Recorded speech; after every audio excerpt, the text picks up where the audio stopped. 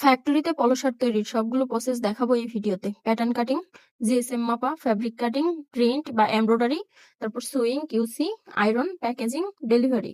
শুরুটাই হয় সঠিক pattern cutting থেকে। একজন দক্ষ প্যাটার্ন মাস্টারই পারে পারফেক্ট শেপ আনতে। তারপর আমরা জিএসএমটা মাপি, ফ্যাব্রিকের জিএসএম মাপার পরে সরাসরি কাটিং এ নিয়ে যাই। প্যাটার্ন অনুযায়ী কাপড় মেপে কাটিং করা হয়। কাটিং এর পরে এই প্রোডাক্ট গুলাকে আমরা সরাসরি পাঠিয়ে দেই প্রিন্ট বা এমব্রয়ডারি সেকশনে, যার যেটা লাগে। তারপর সেখান থেকে আমরা এগুলাকে সুইং এ দিয়ে দিই। সুইং করার পরে পারফেক্ট সেলাই, স্টিচ, এক্সপোর্ট কোয়ালিটির মেজারমেন্ট অনুযায়ী সেলাই সবকিছু মেনটেন করে তারপর মালটা সুইং থেকে কমপ্লিট হওয়ার পরে এটাকে আমরা পাঠিয়ে দেই হচ্ছে কিউসি টেবিলে। প্রোডাক্ট কিউসি করে তারপর সরাসরি প্রোডাক্ট চলে যায় আয়রনে। আয়রন থেকে একদম প্যাকেজিং, ফিনিশিং হয়ে ডেলিভারি ম্যানের মাধ্যমে সরাসরি আপনাদের হাতে পৌঁছে যায় ইনশাল্লাহ।